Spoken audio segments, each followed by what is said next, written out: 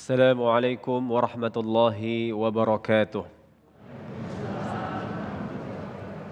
أعوذ بالله من الشيطان الرجيم. بسم الله الرحمن الرحيم. إنا أنزلناه في ليلة القدر وما أدراك ما ليلة القدر. ليلة القدر خير من 1000 شهر. تنزل الملائكة والروح فيها تنزل الملائكة والروح فيها بإذن ربهم من كل أمر. سلام هي حتى مطلع الفجر. صدق الله العظيم. Wassalamualaikum warahmatullahi wabarakatuh. Assalamualaikum warahmatullahi wabarakatuh. Alhamdulillahirabbil alamin. Allahumma shalli ala sayyidina Muhammad wa ala ali sayyidina Muhammad. Puji syukur kepada Allah yang kembali mempertemukan kita dalam majelis ilmu Damai Indonesiaku spesial bulan suci Ramadan. Alhamdulillah dalam kesempatan kali ini kita kembali bisa bersilaturahim dengan saudara-saudara kita dari Masjid Darussalam Perumahan Persada Golf Jati Bening Baru Pondok Gede Bekasi. Pemirsa yang dirahmati Allah, tanpa terasa kita sampai di hari-hari terakhir bulan suci Ramadan. Seperti Allah janjikan kepada kita, barang siapa mampu untuk tetap bertahan di minggu-minggu terakhir, malam-malam terakhir, maka akan disediakan sebuah hadiah besar yang tak tertandingi dengan apapun. Kita seperti beribadah 1000 tahun atau 85 tahun, Masya Allah. Inilah yang kita kejar, lantas apakah persiapan kita? Inilah yang akan menjadi tema bahasan kita kali ini bersama guru-guru yang telah hadir bersama kita, Ustadz Abdurrahman Jalani dan Ustadz Yusa Hakam. Seperti biasa nanti di segmen 3, 4, dan 5, kita akan memberikan kesempatan bagi Anda yang di rumah yang ingin mengajukan pertanyaan. Kami persilakan Anda mengirimkan melalui Instagram di @damai_tv1. Inilah Damai Indonesiaku spesial bulan suci Ramadan yang dipersembahkan oleh Sarung Wadimor, tentu sarung kita. Selamat mengikuti. Assalamualaikum warahmatullahi wabarakatuh. Hamdan wa syukran lillah wassalatu wassalamu ala rasulillah wa ala alihi wa sahbihi wa man walah wa la hawla wa la quwata illa billah amma ba'd. Puji dan syukur hanya untuk Allah, salawat dan salam untuk baginda kita Nabi besar Muhammad sallallahu alaihi wasallam beserta para keluarga, para sahabat dan insya Allah kepada kita semua selaku umatnya. Para pemirsa Damai Indonesiaku dimanapun Anda berada, para jamaah yang sama dirahmati dan dimuliakan oleh Allah Subhanahu wa ta'ala. Di dalam ayat yang tadi dibacakan oleh qori kita sudah sama kita hafal, yakni surat Al-Qadar. Bunyinya inna anzalnahu fi lailatul qadar. Di dalam ayat yang lain surat Ad-Dukhan ayat 3 juga punya pengertian yang hampir sama. Inna anzalnahu fi lailatin mubarakatin inna kunna mundzirin. Sadaqallahul azim. Paling tidak dari persoalan ini sebagai prolog atau penghantar, kita ketahui ada 3 hal. Yang pertama, bahwasannya jelas Al-Quran diturunkan pada malam Lailatul Qadar. Apa sih gerangan yang namanya malam Lailatul Qadar?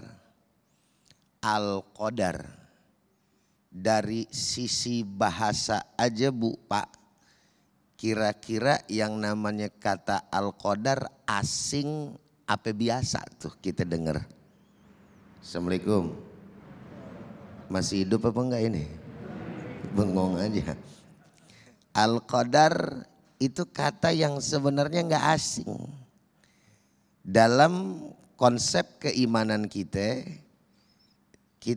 salah satunya beriman kepada apa tuh? Qada dan Assalamualaikum. Assalamualaikum. Udah paham belum nih kira-kira arahnya Ustadz mau kemana gitu. Jadi ada korelasinya Lailatul Qadar sama bahasa qada dan qadar. Qadar tuh dia juga gitu bahasanya. Maka yang namanya qadar apa tuh? Makna dalam bahasa Indonesia penetapan. Maka ketika kita berbicara tentang Lailatul Qadar, Lailah artinya malam, Bu. Al-Qadar artinya penetapan. Maka malam Lailatul Qadar selain diturunkannya Al-Quran yang mulia pada malam ini merupakan malam penetapan ajal kita. Terus kemudian rezeki kita dan apapun yang Allah Subhanahu wa taala tetapkan di alam dunia ini dalam setahun. Assalamualaikum. Jelas atau jelas? Itu yang pertama. Dan yang kedua, Al-Quran yang diturunkan juga merupakan sebuah penetapan strategi. Subhanallah. Yang diturunkan oleh Allah Subhanahu wa taala untuk baginda Nabi besar Muhammad sallallahu alaihi wasallam dalam mendakwahkan daripada ajaran agama Islam ini yang memang satu-satunya ajaran agama yang diridhai oleh Allah Subhanahu sesuai dengan apa yang difirmankan oleh Allah Subhanahu wa taala pula, innad dina indallahil Islam. Sesungguhnya ajaran agama yang diridhai oleh Allah Subhanahu wa taala tidak lain dan tidak bukan adalah ajaran agama Islam. Dan poin yang ketiga atau yang terakhir, dari sini bisa kita pahamin Bapak dan Ibu bahwa penurunan Al-Qur'anul Karim terjadi 2 tahap. Maksudnya bagaimana Ustadz? Ibu-ibu sama bapak-bapak, Ustadz mau tanya, taunya turunnya Al-Quran tanggal berapa Ramadan? Assalamualaikum. 17 Ramadan. Malam Lailatul Qadar kira-kira malamnya terakhir 10 apa kapan tuh? Bener kan ya? 10 malam terakhir 21 kan berarti yang ganjil-ganjil tuh menurut pendapat ulama. 21 terus berapa lagi? 23 terus 25 terus 7, 9. Ada nggak 17 Ramadan di situ? Berarti yang benar yang mana? Tuh. Jawabannya dua-duanya benar. Malam Lailatul Qadar diturunkannya Al-Quran dari Lauhil Mahfuz ke Baitul Izza di langit. Apa namanya? Di langit dunia. Dan itu 30 juz langsung. Assalamualaikum. Paham nih ya? 30 juz langsung. Sedangkan pada malam 17 Ramadan itu adalah ayat pertama yang diturunkan secara berangsur-angsur berada di Gua Hira pada 17 Ramadan. Suratnya surat Al-Alaq, Iqra bismi rabbikal ladzi khalaqal insana min Iqra wa rabbukal akram alladzi 'allama bil 'allamal insana malam. Jadi dua-duanya benar. Betul apa betul? Benar apa benar? Alhamdulillah. Nih keindahan daripada Al-Quran disatukan sama Allah Subhanahu wa ta'ala. Ada 3 kemuliaan. Pertama, Ramadannya yang diberikan oleh Allah Subhanahu wa ta'ala. Ramadan itu sendiri adalah bulan yang amat sangat mulia, yang diberikan hanya untuk umat baginda Nabi besar Muhammad sallallahu alaihi wasallam. Garis bawahin nih Bapak dan Ibu. Ya. puasa disuruh sama Allah Ta'ala buat kita, buat umat terdahulu. Tapi Ramadannya hanya khusus untuk umat kita, yaitu umat baginda Nabi besar Muhammad sallallahu alaihi wasallam. Yang kedua, Allah Subhanahu wa Ta'ala kasih turunnya Al-Qur'anul Karim, kitab yang mulia. Inna nahnu nazzalna dzikra wa inna lahu lahafizun. Sesungguhnya kami yang menurunkannya dan kami pula yang akan menjaga daripada kemurniannya. Yang ketiga, malam Lailatul Qadar yang diberikan pula khusus untuk umat baginda Nabi besar Muhammad sallallahu alaihi wasallam. Maka jagalah malam Lailatul Qadar, semoga kita bisa mendapatkannya insya. Baik, terima kasih Ustaz Ujai, dan itulah tadi pemirsa yang dirahmati Allah, kita semestinya harus mempersiapkan diri baik-baik untuk melakukan amalan-amalan yang telah dicontohkan oleh Rasulullah SAW. Insya Allah nanti di segmen berikutnya Ustadz Yusya Hakam akan menjelaskan kepada kita tentang bagaimanakah kita menjemput hadiah besar yang disiapkan oleh Allah di malam Lailatul Qadar. Tetaplah bersama kami, Damai Indonesiaku.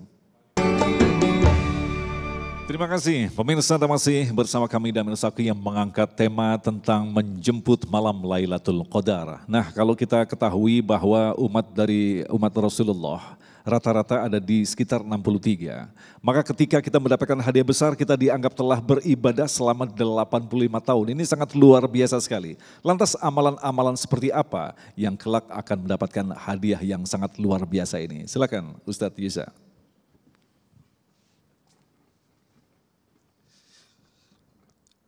Assalamualaikum warahmatullahi wabarakatuh.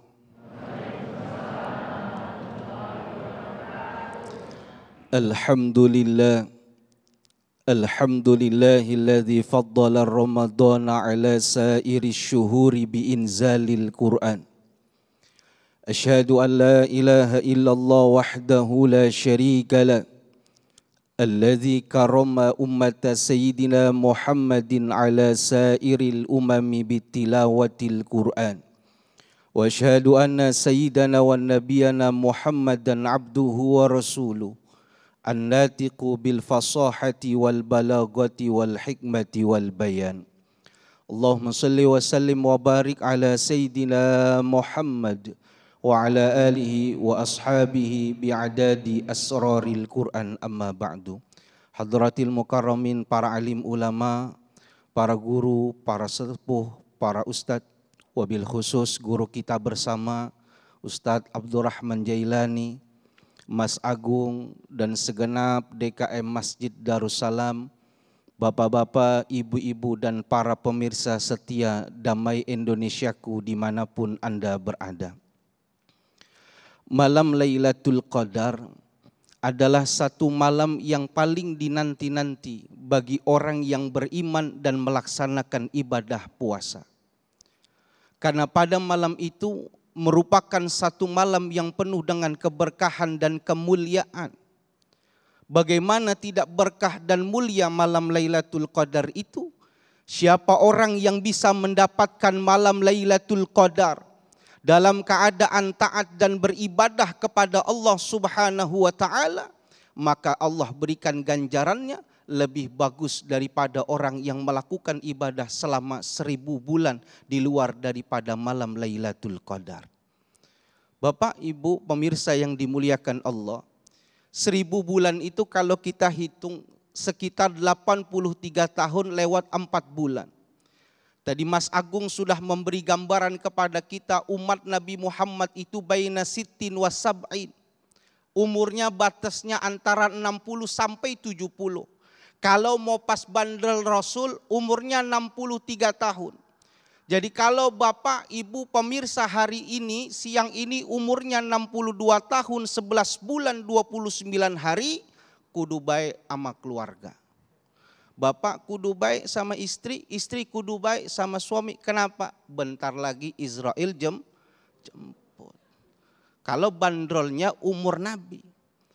Kalau dibandingin 1000 bulan 83 tahun, jangankan ngomongin amal. Nyampe umur melebihi itu saja susah. Makanya Allah berikan kemuliaan kepada kita dengan diberikan malam Lailatul Qadar. Imam Muhyiddin Ibnul Arabi dalam Ahkamul Quran mengatakan, salah satu kado istimewa yang Allah berikan kepada umat Nabi Muhammad adalah dengan diberikan malam Lailatul Qadar. Pemirsa hadirin yang dimuliakan Allah Subhanahu wa taala.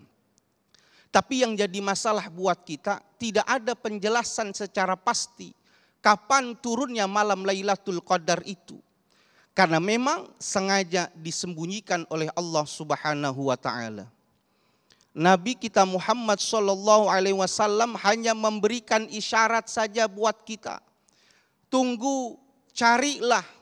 Dimungkinkan malam Lailatul Qadar itu turun pada 10 malam terakhir pada bulan suci Ramadan. Sehingga Nabi berpesan kepada keluarga Nabi. Nabi berpesan kepada sahabat Nabi termasuk kita umatnya. Bila berjumpa dengan 10 malam terakhir bulan suci Ramadan, tingkatkan kualitas amaliyah dan ibadah kita demi menggapai malam Lailatul Qadar. Nah, garis besar buat kita pertanyaannya, amalan apa yang perlu kita lakukan yang menjadi fasilitas buat kita untuk bisa mendapatkan malam Lailatul Qadar. Kita perlu menilik kebiasaan, tradisi yang dilakukan oleh ulama-ulama terdahulu. Imam Syafi'i mengatakan, astahibbu an yakuna ijtihaduhu fi yaumiha kajtihadi fi lailatiha. Imam Syafi'i melakukan amaliyah, beliau mengatakan, aku suka menyempurnakan, menambah ibadah pada siang hari 10 hari malam terakhir. Siang harinya ku tambahkan ibadah sebagaimana orang-orang menambahkan ibadah pada malam harinya. Bukan cuma malam saja, tapi siang harinya beliau meninggalkan segala sesuatu yang mubah, bahkan dianggap sia-sia, beliau tinggalkan. Kita kan enggak, fokusnya malam doangan ya ibu. Siangnya ngapain? Tidur. Yang parahnya lagi, bukan orang sini, orang jauh. Dari beduk subuh baru bangun jam 3, pantes dia bilang puasa kagak berasa. Lah kepluk. Ya enggak berasa, 3 jam doang puasanya. Kata Imam Syafi'i, enggak, lakukan siangnya juga dengan kebaikan, malamnya lakukan kebaikan. Apa yang dilakukan Imam Syafi'i? Imam Syafi'i mengganti istirahatnya dengan memperbanyak membaca Al-Quran. Imam Ibnu Rabbi bin Sulaiman, murid dari Imam Syafi'i, memberikan statement pernyataan tentang gurunya. Imam Syafi'i di luar bulan suci Ramadan, beliau menghatamkan Al-Quran 1 kali hatam. Tapi di bulan suci Ramadan, beliau menghatamkan Al-Quran 1 kali hatam Al-Quran siang, malam hatam 1 kali Al-Quran. Lepas Ramadan, beliau hatam 60 kali hatam Al-Quran. Kita sudah 22 Ramadan kalau tidak salah. Sudah ada yang hatam Al-Quran 60 kali? Halo? Masih hidup ini? Jangankan 60, Ustaz, 1 juga masih ngatrol. Apa tahu ngatrol? Minta tolong biar bisa menghatamkan Al-Quran. Bahkan ketika mendengar Imam Syafi'i bisa hatam 60 kali hatam Al-Quran, ada seorang ulama di Mesir, Syekh Abu Bakar Al-Haddad bilang, saya mau mengalahkan bacaan Al-Quran Imam Syafi'i.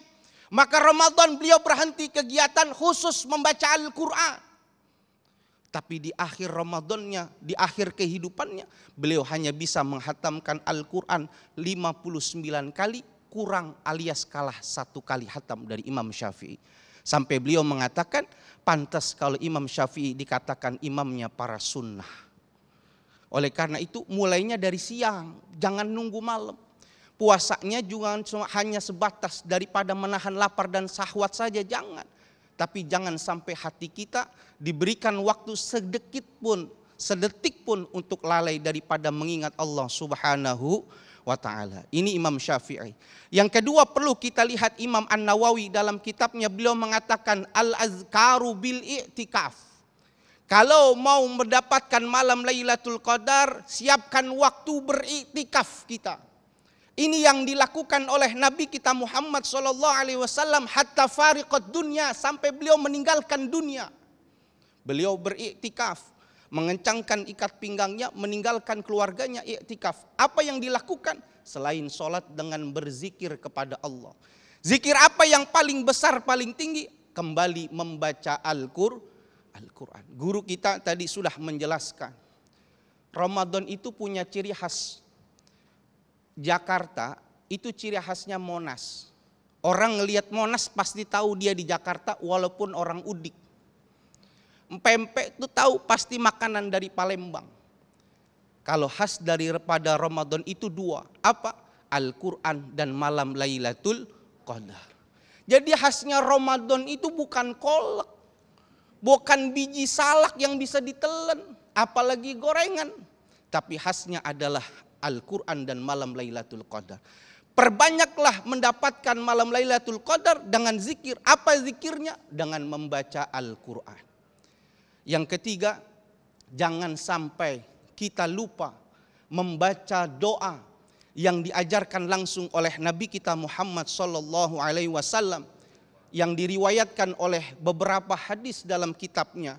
Sebuah dialog antara Sayyidatuna Aisyah dan Nabi kita Muhammad sallallahu alaihi wasallam.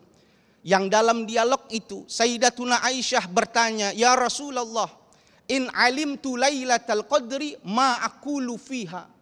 Ya Rasulullah, bila aku mendapatkan malam Lailatul Qadar, doa apa yang harus aku ucapkan ya Rasul?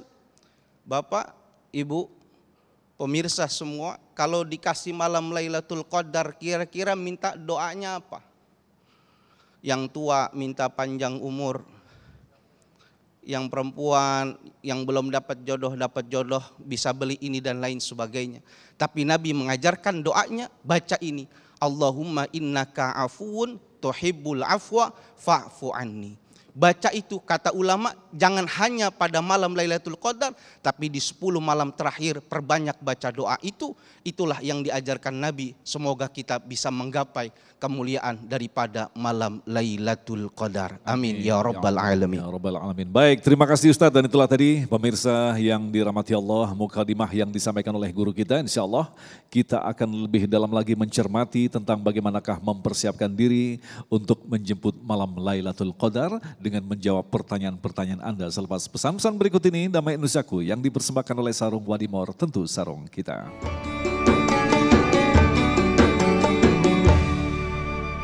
Baik, terima kasih pemirsa, Anda masih bersama kami Damai Indonesiaku. Alhamdulillah kita sampai di segmentasi tanya jawab. Insya Allah jawaban-jawaban dari guru kita akan semakin melengkapi pemahaman kita sehingga kita sangat bersungguh-sungguh untuk menjemput malam Lailatul Qadar, sebuah hadiah besar yang sangat luar biasa. Insya Allah kita termasuk daripada hamba-hamba yang akan mendapatkannya. Pertanyaan pertama akan disampaikan oleh Bapak Tamsil Surahman. Kami persilakan, yang akan dijawab oleh Ujai. Bismillahirrahmanirrahim. Ustadz Yahya Hakam telah menjelaskan bahwa salah satu ciri-ciri malam Lailatul Qadar adalah dalam 10 hari terakhir. Sekarang yang saya mau tanyakan adalah bagaimanakah kita mengetahui ciri-ciri malam Lailatul Qadar itu, Ustadz? Terima kasih. Baik, terima kasih. Silakan. Pertanyaannya aneh. Referensinya punya Ustadz Yusa. Nanti biar saling melengkapi. Iya. Waktunya lama kita, aman. Nah, sebagaimana yang tadi juga sebetulnya sudah disampaikan Ayahanda, apa yang disampaikan oleh Ustadz Yusa, bahwa Ramadan yang di dalamnya ada Lailatul Qadar di sana tidak secara spesifik diberitahukan atau diinformasikan tentang keberadaan malam Lailatul Qadar. Ulama sebetulnya berbeda pendapat, cuman mayoritas kita taunya 10 terakhir di dalam bulan suci Ramadan, dan itu malam-malam ganjil. Sebenarnya luar daripada itu ada pendapat-pendapat yang berbeda. Contohnya bahwa yang namanya malam Lailatul Qadar itu ada di setiap malam-malam bulan suci Ramadan. Jadi bukan hanya sekedar ganjil saja Ustadz Agung gitu. Ada lagi yang mengatakan ada dia di 10 terakhir, tapi juga enggak kudu yang namanya malam-malam ganjil gitu. Jadi pendapat itu banyak, hanya saja memang lebih spesifik ya ke arah pendapat yang mayoritas kita dapatkan dan kita amalkan pada malam-malam ganjil di 10 terakhir. Apa sih hikmahnya? Sudah barang tentu. Kalau ibaratnya kata udah ketahuan di mana dia adanya, di situ kita jagain, kan begitu bahasanya. Mau kemana lo? Kalau orang Betawi bilang kan begitu kan, mau kemana lo? Ya. Nah habis kelar kayak begitu udah gak dijagain lagi kan Pak. Gitu ya Anda. Iya gak? Justru dengan ditutupnya kapan malam Lailatul Qadar itu gitu. Maka umat Islam dan orang-orang beriman kepada Allah Ta'ala yang berharap mendapatkan malam Lailatul Qadar ini, yang mempunyai keutamaan luar biasa, seyogianya menjaga di setiap waktu malam bulan suci Ramadan minimal 10 malam terakhir tersebut gitu. Sehingga kita terus mengisi malam-malam kita, siang-siang kita dengan amalan-amalan soleh tadi, dengan harapan ketika kita isi itu semua, kalau yang namanya Lailatul Qadar datang, pada akhirnya kita bisa nyaring tuh Lailatul Qadar insya Allah. Nah Ustadz Yusya mungkin bisa kita kembangkan lagi. Ini kan kita kebanyakan orang-orang awam yang seringkali melakukan sesuatu itu membutuhkan bukti-bukti konkret. Ya kan? Nah, bahkan kita juga sering mendengar kabar bahwa malam Lailatul Qadar salah satunya ditandai dengan kondisi yang sangat tenang, ya kan, tidak ada angin dan lain sebagainya. Tapi benarkah pertanyaannya, memang adakah memang hadis-hadis yang mengabarkan seperti ini? Baik, terima kasih izin Guru. Malam Lailatul Qadar itu memang ada ulama yang mengatakan memberikan tanda, ada yang tidak. Yang memberikan tanda pun dibagi menjadi 2 pendapat. Pendapat pertama, tanda itu dapat dilihat oleh orang umum. Semua orang bisa lihat. Biasanya itu berkaitan tentang gejala alam. Yang kedua hanya diberikan kepada orang-orang yang memang mendapatkan malam Lailatul Qadar berupa intuisi di dalam hatinya, Allah sendiri yang menanamkan dan tandanya khusus pula dia yang dikasih tahu. Apa tandanya bagi orang-orang umum? Kita semua bisa lihat. Imam Abdul Aziz Zainuddin Al-Malibari dalam kitab Irsyadul Ibad mengatakan, Lailatul Qadar lailatun baljatun wala harratun wala baridatun wala sahaba fiha wala matara wala riha. Malam Lailatul Qadar itu tandanya apa? Malamnya cerah. Dia nggak ada bintang, nggak bertabur bintang, tapi malamnya cerah. Wala harat, tidak panas, tidak pula dingin, ada rintik hujan tidak ada, angin pun terdiam. Dan yang paling terlihat lagi orang baru sadar ketika pada pagi hari matahari terbit, la syu'a alaha, tidak ada panas matahari yang dirasakan padahal mataharinya terang benderang. Yang tahu ini kita orang umum biasanya cuma siangnya. Ketika dia tahu yang timbul apa? Cuma penyesalan, berarti semalam dong Lailatul Qadar. Mana lagi di pos kamling, lagi ngebanting, ya Allah karim. Itu Lailatul Qadar kata Ustaz. Ini orang umum bisa lihat. Tandanya, gejalanya, gejala alam. Tapi kalau orang yang khusus memang Allah berikan. Apa tandanya? Allah Subhanahu wa ta'ala memberikan pendengaran kepadanya yang namanya pepohonan, yang namanya bebatuan, semuanya pada malam hari itu bertasbih dan mengagungkan Allah Subhanahu wa ta'ala. Dia bisa mendengar itu semua. Bahkan ketika dia terpejam sejenak, disitulah Allah berikan tanda mimpi kalau dia mendapatkan karunia daripada malam Lailatul Qadar. Pernah datang diceritakan satu riwayat min ashabir rijal, min ashabin nabi, dari beberapa sahabat nabi yang cerita aru Lailatul Qadri fil manam. Dia merasa pada saat tidurnya bermimpi Allah berikan kepadanya malam Lailatul Qadar. Maka besok dia tanya kepada Nabi, benarkah Nabi mimpi itu? Kata Nabi, benar, itulah mimpi tentang malam Lailatul Qadar dan kau bagian orang-orang yang mendapatinya. Nah, masalah lagi buat kita, kapan tuh turunnya malam Lailatul Qadar? Banyak versi sebagaimana yang sudah disampaikan oleh guru-guru kita. Banyak pendapat-pendapatnya. Imam Ibnu Hajar Al-Asqalani mengatakan ada 45 versi pendapat tentang malam Lailatul Qadar. Bahkan Imam Jalaluddin As-Suyuti mengatakan ada 60 versi daripada malam Lailatul Qadar. Tinggal kita mau pilih versi yang mana. Nah Ustadz, bisa ditegaskan lagi, bentuknya seperti apa? Ketika mendapatkan hadiah itu apa? Jadi sebagian mengatakan adalah ketenangan. Kan kalau orang-orang awam tidak cukup sekedar begitu kan. Mendapatkan apa sesungguhnya? Siapa? Lalu tandanya apa? Kalau orang ini mendapatkan malam Lailatul Qadar pada kehidupannya. Pasti. Pada ayat itu dikatakan tanazzalul malaikah. Malam Lailatul Qadar itu malaikat turun. Makanya makna kata Al-Qadar itu doyak, kok sempit. Sempit kenapa? Dunia sempit, malaikat turun semua ke bumi. Untuk apa? Memberikan salam kepada orang-orang yang mendapatkan malam Lailatul Qadar. Malaikat memberikan salam, bahkan jumlah malaikat yang turun melebihi daun-daunan bebatuan yang ada di dunia, kalah dengan banyaknya malaikat yang turun. Yang dapat Lailatul Qadar diberikan salam oleh malaikat. Bahkan Jibril pun memberikan salam kepada mereka. Lalu tandanya apa? Orang yang bekas memberikan salam. Apakah malaikat pakai parfum? Enggak. Orang yang diberikan salam oleh malaikat Jibril tandanya apa? Riqraqqa qalbuhu wa kasura dam'u. Maka efeknya adalah dia menjadi orang lembut hatinya dan gampang meneteskan air mata. Luar biasa, luar biasa sekali, Masya Allah. Baik, terima kasih Ustadz. Selanjutnya kami silakan kepada Ibu Endang. Ibu Endang silakan.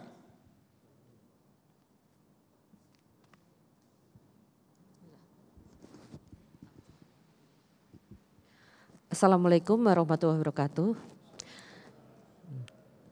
Yang kami tanyakan Pak, jadi Ustadz untuk wanita yang sedang haid, ya, sedangkan kita wanita itu berada di masjid, bukan berada di masjid, berzikir dan selalu membaca ayat-ayat Allah.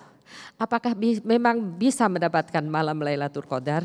Terima kasih. Silakan. Assalamualaikum. Waalaikumsalam warahmatullahi wabarakatuh. Silakan. Naam. Dalam persoalan antara laki dan perempuan memang mempunyai perbedaan dan juga keutamaan masing-masing.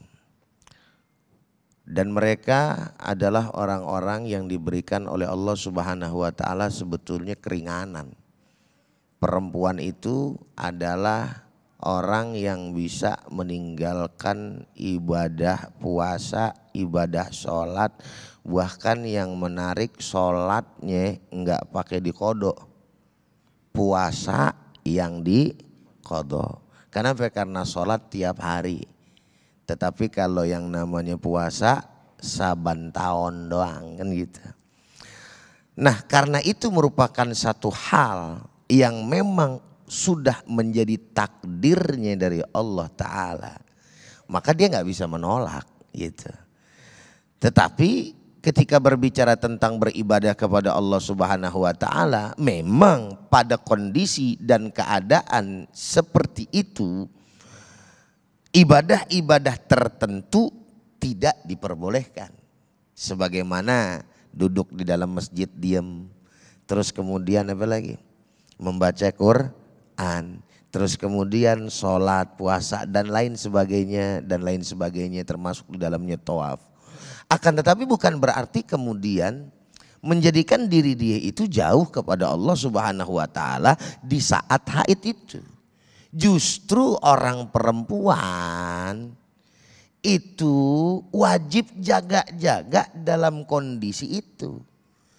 Rate-rate yang saya lihat, yang namanya perempuan kalau lagi begitu tegangannya tinggi. Bener gak? Bawaannya sensi baik. Iya, pokoknya bawaannya orang betul bilang nyolot be. Nyolot aja gitu. Ngapa sih lo? Gitu kan. Pasti lihat lagi halangan, oh pantes. Biasanya rata-rata begitu. Karena memang pada situasi yang kayak begitu wajar setan dekat. Banyakin ibadah gitu kan. Banyakin yang namanya taat kepada Allah dari jalan-jalan yang lain dengan tadi membaca zikir. Jadi aurat, wirid gitu. Jangan sampai lepas nih mulut nih. Gitu. Terus juga perbanyak wudu. Wudu bukan berarti kagak boleh. Walaupun dalam kondisi kayak begitu. Justru itu yang membantu kita agar kemudian terbentengi daripada yang namanya syaitan. Apa wirid-wirid yang kita baca tuh? Gitu. Kalaupun bahasanya penghafal Quran bagaimana caranya? Ini ulama juga memberikan pandangan. Kalau misalkan bahasanya ada orang yang mengatakan, ulama mengatakan dia hafizah nih. Gitu. Bagaimana caranya? Lah kalau misalkan ibaratnya dia lagi haid terus kagak boleh baca Quran kan rada keder juga ngulangnya bagaimana? Kan bisa lupa gitu. Maka baca aja tapi niatinnya menjadi zikirnya, wiridnya. Sehingga dia tetap mutqin, tetap bisa. Nah dengan harapan sedemikian rupa gitu kan. Insya Allah enggak menutup kemungkinan karena saya kagak baca. Orang yang yang kagak boleh dapat malam Lailatul Qadar, perempuan yang lagi haid, belum nemu saya. Kali kalau Ustadz Yusan nemu apa kagak gitu kan. Saya belum nemu gitu kan. Kayaknya kagak adil banget, giliran saya kan hamba juga. Gara-gara haid tibang haid doang kagak boleh gitu. Baik, jadi pada intinya kita tidak usah terlalu khawatir ketika memang tidak bisa beriktikaf di masjid. Betul. Allah pun tetap kita memiliki potensi untuk mendapatkan Baik, terima kasih. Kita akan lanjutkan lagi untuk menjawab pertanyaan selanjutnya. Tetaplah bersama kami Damai Indonesiaku yang dipersembahkan oleh Sarung Wadimor. Tentu sarung kita. Baik, terima kasih. Kita kembali bersama kami Damai Indonesiaku spesial bulan suci Ramadan dan kita sekarang akan lanjutkan untuk mendengarkan pertanyaan yang akan disampaikan oleh Bapak Nugroho Haryadi yang akan dijawab oleh Ustadz Yusya. Silakan. Assalamualaikum warahmatullahi wabarakatuh. Bismillahirrahmanirrahim. Pertanyaan untuk dua Ustadz aja nih. Mohon dijelaskan asbabul nuzul dari ayat 3 surat Qadar itu paling vital, artinya paling penting dari acara ini. Baik. Syukran. Assalamualaikum. Terima kasih. Waalaikumsalam warahmatullahi wabarakatuh. Silakan Ustadz Yusya, asbabun nuzul. Baik. Bunyi ayat yang ketiga itu Lailatul Qadri khairum min alfi syahr. Asbabun nuzulnya salah satunya bisa dilihat dalam tafsir Ibnu Katsir. Itu adalah sebab adanya kesedihan yang menimpa diri baginda Nabi Muhammad SAW. Karena Nabi diceritakan ada pada umat Nabi Musa, pada kaum Bani Israel, seseorang yang mampu beribadah tanpa diselingi oleh kemaksiatan sedikit pun 1000 bulan lamanya. Bahkan hebatnya siangnya berpuasa, manggul senjata, malamnya qiyamul lail sampai pagi. Ama perempuan rada budeg, kagak open. Ibadah terus. Sehingga Nabi mendengar itu karena paham umur daripada umatnya tidak bisa sampai pada umur-umur umat terdahulu, maka Nabi sedih. Nabi nggak pengen umatnya kalah gitu. Sehingga Allah Subhanahu wa taala memberikan karunia yang besar kepada Nabi Muhammad dengan adanya malam Lailatul Qadar. Kata Allah bilang begini, kalau memang tidak sampai umurmu, cari saja satu malam yang kalau orang itu bisa dapat dengan malam Lailatul Qadar, maka ibadahnya lebih daripada orang yang melakukan 1000 tahun itu lamanya. Jadi kalau ibu sekarang puasa yang keberapa kita Bapak? Kalau saya mungkin sekarang puasa udah yang ke-30, berarti saya udah dapat 30 Lailatul Qadar. Kali aja Pak 1000, panjang banget umur saya. Nah inilah kemuliaan yang Allah berikan kepada umat Nabi Muhammad dan itu salah satu asbabun nuzulnya. Wallahu a'lam bishawab. Jadi usia pendek tetapi kualitas ibadah sangat luar biasa begitu ya. Masya Allah. Baik, kita akan lanjutkan lagi. Pertanyaan selanjutnya akan disampaikan oleh Ibu Yunia. Silakan.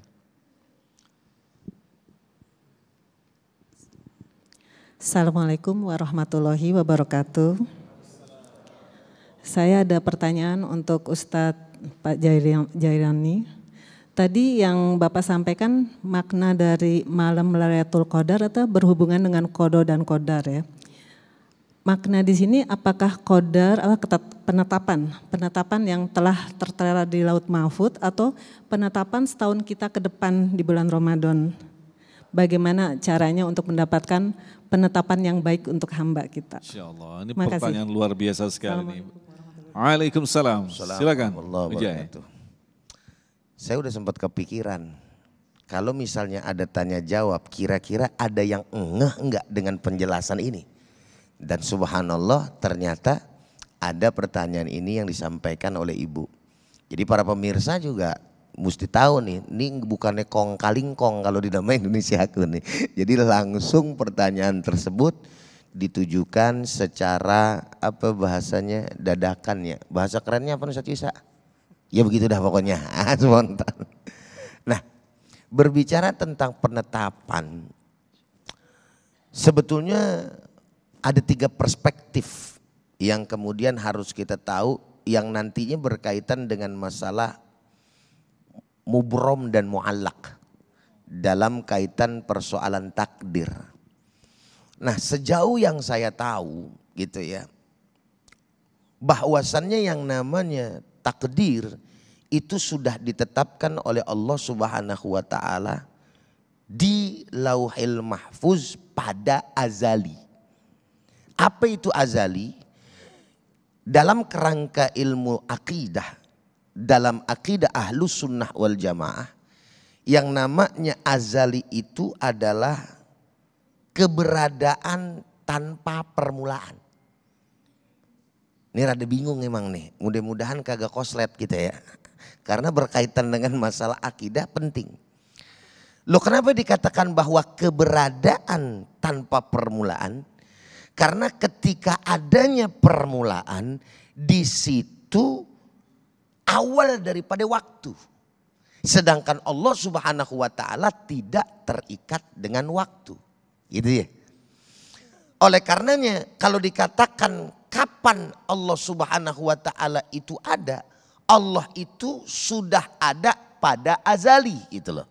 Maksudnya adalah bukan zaman tapi keberadaan tanpa permulaan. Nah, kaitannya dengan pertanyaan ibu bahwa takdir tersebut sudah dibuat oleh Allah Subhanahu wa taala pada azali gitu. Dan tidaklah berubah sama sekali. Kenapa? Karena memang ketika berubah berarti Allah Subhanahu wa taala ini kemudian punya sifat seperti makhluk. Makhluk itu berubah-ubah gitu ya. Kadang A, kadang B. Kalau Allah Ta'ala merubah daripada takdirnya berarti ada perubahan pemikiran. Sedangkan Allah Subhanahu wa taala tidak sama dengan makhluknya. Maka oleh karena itu saya melihat tadi apakah yang dimaksud dengan per tahun dalam pemahaman saya, luruskan kalau saya salah nanti oleh Ustadz Yusa dan juga yang lainnya dari ulama-ulama yang mendengar ini. Ini bukan berarti kemudian setahun Allah Ta'ala buat, besok lagi setahun Allah Ta'ala buat, enggak begitu. Ya, karena apa? Karena pada dasarnya yang namanya takdir tersebut semua ketetapan Allah pada azali sudah Allah Subhanahu wa taala buat tersebut tanpa adanya perubahan. Maka oleh karena itu yang ingin saya sampaikan di akhir jawaban ini berkaitan dengan persoalan itu Ibu, bahwa takdir tersebut pada perspektif Allah Subhanahu wa taala mubrom. Mubrom itu apa? Tidak bisa berubah. Tidak bisa berubah. Jadi udah paten. Bukannya muallak. Pada malaikat, perspektif malaikat gitu kan. Malaikat masih bisa melihat tuh sesuai catatan yang diberikan oleh Allah. Makanya kan dari Lauhil Mahfuz saja itu yang tadi. Itu kemudian diberikan tuh ke catatan-catatan para malaikat. Jadi para malaikat taunya apa yang ada di catatan gitu. Ya, nah dalam perspektif daripada hambanya belum ada yang mubrom. Belum ada yang mubrom dan masih bisa diganti. Kalau yang namanya mubrom tersebut, kalau bahasa kata nggak bisa diganti. Nggak bisa dicegah. Mu'allak masih bisa diusahain. Itu maksudnya. Contoh, orang mati ya pada tanggal 1 Ramadan umpamanya. 14 berapa Hijriah nih sekarang nih 44 gitu kan Hijriah. Dalam pandangan Allah emang matinya segitu. Dalam pandangan malaikat dulu sebelumnya nih Syawal udah pengen mati. Sya'ban udah pengen mati nih. Tapi kagak jadi. Di dalam catatannya. Matinya tanggal Ramadan. Padahal emang matinya Ramadan. Gitu maksudnya. Bukannya berubahnya daripada takdir Allah Ta'ala. Dari Sya'ban kagak jadi mati. Kemudian baru matinya di Ramadan. Bukan begitu. Nah dalam perspektif kita nih Pak, Bu. Maka kita tidak boleh menyerah kepada takdir. Gitu kan. Kenapa? Karena bagi kita apapun yang belum terjadi itu masih mu'allaq. Masih bisa diusahakan. Makanya mau parahnya kayak bagaimana juga yang namanya orang. Udah di ICU. Semuanya udah dimasukin selang. Kata dokter ya udah dah 3 hari gue mampus. Betul gak? Udah bawa pulang dah. Bagaimana kemudian pandangan kita sebagai manusia dalam melihat takdir ini. Usaha terus. Ngapa? Belum mati. Walaupun kata dokter udah gak ada lagi harapan. Kan gitu ya. Makanya kan dikatakan dalam syair Arab. Kam min sahihin mata bi ghairi illah. Wa kam min saqimin asyahinu minad dahar. Berapa banyak orang yang sehat matinya tanpa sebab yang pada umumnya. Kagak sakit lagi, kagak apa lagi. Dan berapa banyak juga orang yang sakit tuh udah parah. Hidupnya lebih panjang dari orang yang sehat. Assalamualaikum. Ada gak kenyataan begitu? Bisa aja udah bawa pulang dah 2 hari lagi udah meninggal nih.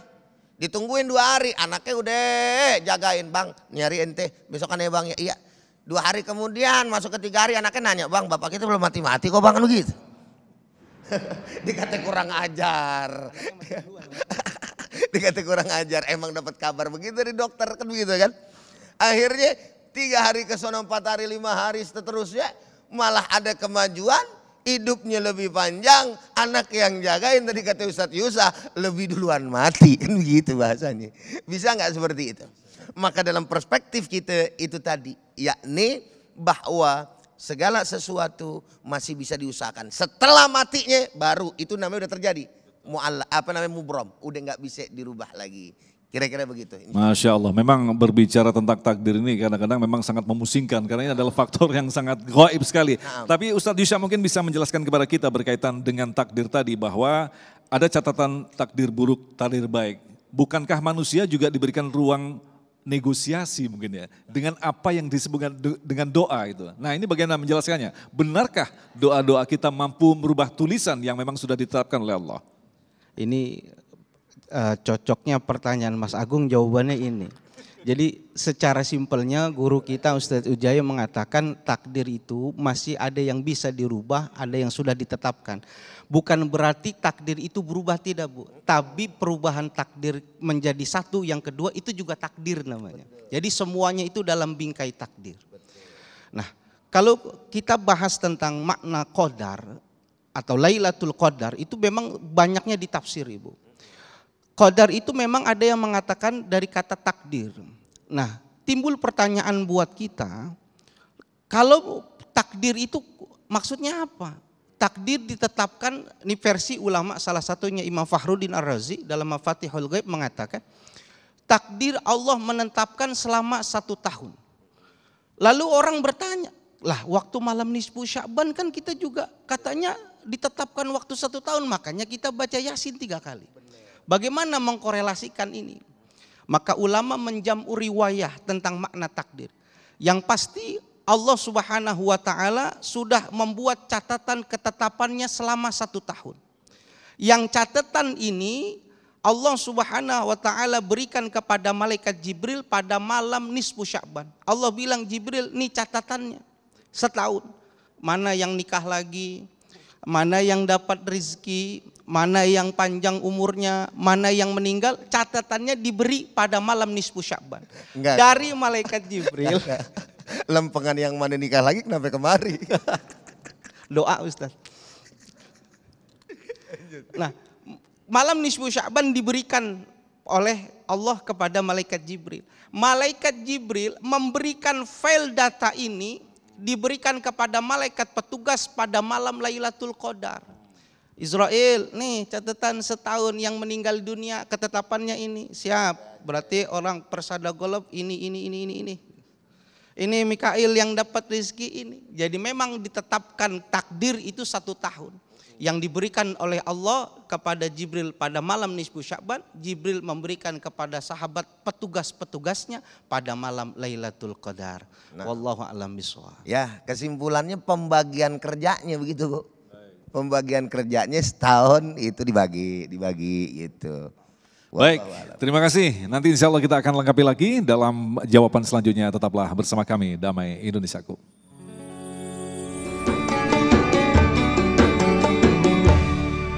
Baik, terima kasih Anda masih bersama kami Damai Indonesiaku. Kita akan lanjutkan lagi untuk menyimak pertanyaan berikutnya akan disampaikan oleh Bapak Budi Widiatmojo yang akan dijawab oleh Ustadz Yusya. Silakan.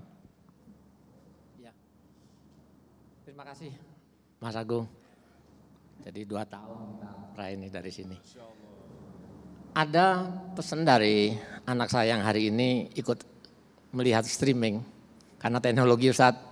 Jadi anak saya kebetulan ada di Tokyo sekarang. Dia bangga dengan kondisi TV One yang sekarang Ustadznya muda-muda dan pikirannya maju. Pertanyaan begini, bagaimana dia sebagai seorang peneliti di sana bisa mendapatkan Lailatul Qadar? Kalau lihat bapaknya udah pensiun enak. Pagi bisa beribadah, malam bisa beribadah. Nah dia yang sudah bekerja bagaimana mendapatkan juga Lailatul Qadar? Demikian pertanyaannya. Karena dia di Tokyo begitu? Di Tokyo sekarang, Oh. kan 2 jam bedanya. Kalau di Tokyo bisa dapat Lailatul Qadar apa enggak begitu ya? Dan bagaimana caranya? Karena pagi kan bekerja nih Baik, Mas Agung. perbedaan waktu begitu ya? Baik, terima kasih Pak Budi dan juga kepada anaknya Pak Budi yang ada di Tokyo. Assalamualaikum yang ada di sana dan saudara-saudara kita yang ada di sana juga. Silakan Ustadz Yusya. Masya Allah, ini sampai ke Tokyo juga. Mudah-mudahan nanti TV One bisa live Siaran dari di Tokyo. Tokyo. Amin. Kita aja tapi yang isi. Terus. Baik, ini masih ada berkaitan tadi sama pertanyaan Ibu, bagaimana yang head tadi. Apakah yang head tidak beriktikaf, tidak sempurna puasanya berarti tidak mendapatkan malam Lailatul Qadar? Karena orang-orang umum seperti kita bersama, rasa-rasanya nih kita udah minder duluan. Kalau kita dapat malam Lailatul Qadar, tandanya aja kadang-kadang kita suka lewat. Siang kita nggak sadar, malam kita nggak sadar, baru sadar dari broadcast orang. Sehingga kita bilang, udah dah puasa gini-gini aja. Kita kan karyawan, biar Ustadz aja yang dapat Lailatul Qadar. Jangan. Bagaimana kita bisa dapat? Di daerah radio dalam itu ada orang yang dapat malam Lailatul Qadar lagi mancing. Lagi mancing Pondok Indah, kalinya lagi mancing. Kalinya berhenti, airnya tenang. Pulang ibadah. Imam Syekh An-Nawawi dalam kitab Nihayatul Zain mengatakan begini, memberikan semangat buat kita. Walaupun kita belum bisa mendapatkan salaman langsung dari malaikat, hati kita masih suka keras, kita dimarahin suami masih bisa ngejawab nih hati. Bapak juga masih bisa marah, ketemu orang yang susah masih suka menangis. Kata Syekh An-Nawawi dalam kitabnya, malam Lailatul Qadar 10 malam terakhir dalam keadaan apapun hidupkan 3 hal ini. Apa? Yang pertama dengan memperbanyak ibadah sholat, ini tingkatan yang pertama. Yang kedua dengan memperbanyak zikir dan melakukan hataman Quran atau fokus membaca Al-Quran. Ini yang ketiga nih, kalau dia bisa selama Ramadan melakukan ibadah sholat subuh dan isya secara berjamaah diisi dengan tarawih, walaupun dia nggak merasa mendapatkan salaman dari malaikat, dia sudah mendapatkan kemuliaan malam Lailatul Qadar. Jangan minder ibu, enggak, memang sudah dijelaskan jatahnya begitu. Gak bisa kita minta full kecuali yang sudah menopus. Kadang mau keluar masjid juga kita takut, enggak. Baca sholat, hidupkan sholat. Lakukan yang terbaik yang diajarkan oleh Nabi. Kita tidak bersalaman mungkin secara langsung, tapi efek Lailatul Qadar insya Allah ditanamkan di dalam hati kita. Wallahu a'lam bishawab. Nah, Hoje bisa melengkapi, artinya kan bisa ditegaskan tidak semuanya yang mendapatkan Lailatul Qadar harus iktikaf di dalam masjid. Nah, ini kan sering kali kita mengatakan begini, kita sebagai seorang pekerja yang tidak mungkin meninggalkan pekerjaan hingga di hari akhir Ramadan. Apakah harus menyempatkan diri, sementara kalau kita lihat dari aturan iktikaf itu sepanjang hari. Nah, ini kan artinya seperti tadi, mancing pun juga dapat. Artinya dalam posisi apapun, kalau Allah berkehendak, akan diberikan Lailatul Qadar atau seperti apa penjelasannya? Naam, apa yang disampaikan oleh Nabi kita Muhammad SAW itulah merupakan bentuk keumuman. Bentuk keumuman, artinya umumnya orang gitu kan ya, mau mendapatkan Lailatul Qadar kan di rumahnya yang mau ngasih, kalau bahasa Betawi gitu dah. Nah sekarang rumahnya yang ngasih Lailatul Qadar di mana? Pan di masjid, bukannya di pos, bukannya ibaratnya di empang kayak tadi gitu. Ini kan bicara umum, tapi bahwa Allah Subhanahu wa Ta'ala mampu memberikan kepada siapa saja hamba-hambanya, itu juga kan bukan merupakan sesuatu hal yang mustahil gitu. Maka cerita-cerita yang seperti tadi atau kondisi-kondisi kenyataan yang seperti tadi itu bisa saja amat sangat terjadi gitu kan pada hamba-hamba Allah Subhanahu wa Ta'ala. Wong yang namanya wali aja kadang-kadang masuk ke tempat maksiat gitu kan. Akan tetapi artinya punya manfaat. Banyak cerita-cerita yang model-model macam kayak begitu ya, yang berkaitan dengan persoalan-persoalan yang menurut kita antik. Ada orang mati, orang taunya dia ini orang nih nyekek botol mulu nih. Ini orang nih sering beli yang namanya minuman mulu nih, ya kan. Pada saat mati kagak ada yang sholatin, Bang. Tahu-tahu nih orang diberikan sama Allah Subhanahu wa Ta'ala keutamaan. Ulama kalau nggak salah mimpi atau bagaimana saya rada lupa begitu kan. Akhirnya nyolatin dia dan orang-orang pada tahu tuh. Ditanya tuh, ini kenapa? Karena ini orang wali. Loh kenapa bisa jadi wali? Karena kebiasaan dia tiap hari cuma satu. Apa? Dia nggak bisa amar ma'ruf nahi munkar kayak yang lain. Dia bisanya punya rezeki nih. Setiap hari tuh duit. Karena memang di tempat tersebut ada tempat minuman, dia beli itu. Dia beli itu minuman, dia bawa pulang. Entar dia pulang dihancurin. Dia beli lagi pulang, dia dihancurin, dia buang segala macam begitu aja. Orang ngelihatnya kan dari luar doang. Kan? Nih Kang beli minuman, nih Kang mabok, cengkek botol. Giliran mampus biarin dah ini kan. Disumpahin orang, tapi ternyata dia wali dari Allah Subhanahu wa Ta'ala. Artinya hal-hal yang seperti itu, maka di satu sisi orang yang tadi ngomong juga ibaratnya nggak salah-salah juga, karena ada kaidah fahkum bidzahir wa la tahkum bisarair. Hukumilah secara lahir, jangan engkau hukumi yang tidak lahir gitu kan. Orang kan ngelihat lahirnya aja. Nggak salah juga, tetapi di satu sisi jangan juga kemudian cepat mengambil kesimpulan, itu kan boleh. Allah Subhanahu wa Ta'ala ya, dan diajarkan oleh baginda Nabi besar Muhammad SAW ketika berbicara pada umumnya seperti itu. Yang namanya kita mau mendapatkan malam Lailatul Qadar i'tikaf. Tapi bagi perempuan i'tikaf bagaimana? Assalamualaikum. Perempuan bagusnya di rumah apa di masjid? Baik. Nah kan begitu, jadi tidak semuanya. Artinya ada tempat-tempatnya. Begitupun apa yang menjadi persoalan dan pertanyaan Bapak sebagai misalkan peneliti, aneh nggak bisa di di masjid dan lain sebagainya, apalagi di Tokyo namanya masjid susah segala macam. Bisa saja di mana saja, yang penting bagaimana pautan, keterkaitan, kedekatan hati seorang hamba, mampu dia kemudian muqarabah kepada Allah Subhanahu wa Ta'ala, dan dengan hal itu diharapkan Allah mengaruniakan kepadanya malam Lailatul Qadar tersebut. Wallahu a'lam Ya Allah ya Rabbal Alamin. Terima kasih Ujai, Ustadz Yusha yang telah memberikan ilmu yang sangat luar biasa sekali dalam kesempatan kali ini. Insya Allah apa yang telah disampaikan tadi tentu saja menjadi bahan bakar penyemangat kita untuk optimis. Bukan seperti yang dikatakan tadi kita minder, tetapi optimis, berbaik sangka kepada Allah bahwa Allah akan memilih kita termasuk menjadi hamba-hamba yang dipilih untuk mendapatkan hadiah besar berupa Lailatul Qadar. Tetaplah bersama kami, Damai Indonesiaku. Damai Indonesiaku spesial bulan suci Ramadan untuk kesempatan kali ini, dan sekali lagi jangan lewatkan selama bulan suci Ramadan Anda bisa mengikuti Damai Indonesiaku di setiap pukul 13 hingga pukul setengah 3 sore. Agung Izul Haq dan kerabat kerja yang bertugas tetap mendukung acara ini, sarung Wadimor tentu sarung kita, mengucapkan terima kasih atas perhatian Anda. Sampai jumpa besok. Assalamualaikum warahmatullahi wabarakatuh. Para hadirin pemirsa yang dimuliakan Allah, mari di penghujung acara ini kita menengadahkan tangan kita tundukkan hati kita bermunajat, Kita meminta kepada Allah Subhanahu wa taala, mudah-mudahan Allah Subhanahu wa taala senantiasa memberkahi hidup kita.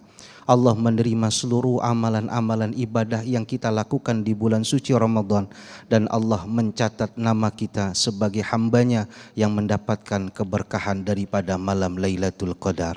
Amin ya rabbal alamin. Astaghfirullahaladzim, astaghfirullahaladzim. Bismillahirrahmanirrahim. Alhamdulillahi rabbil alamin. Allahumma salli wa sallim ala Sayyidina Muhammadin wa ala ali Sayyidina Muhammad. Allahumma innaka afuun karim tuhibbul afwa fa'fu anna ya karim. Allahumma la tada' lana maqamina hadza zamban ila ghafarta wa la aiban ila satarta wa la dainan ila qadaita wa la hajata min hawaiji dunya wal akhirah ila qadaita wa yasarta ya rabbal alamin. Wa sallallahu alaihi wasallam. Alhamdulillahi rabbil alamin.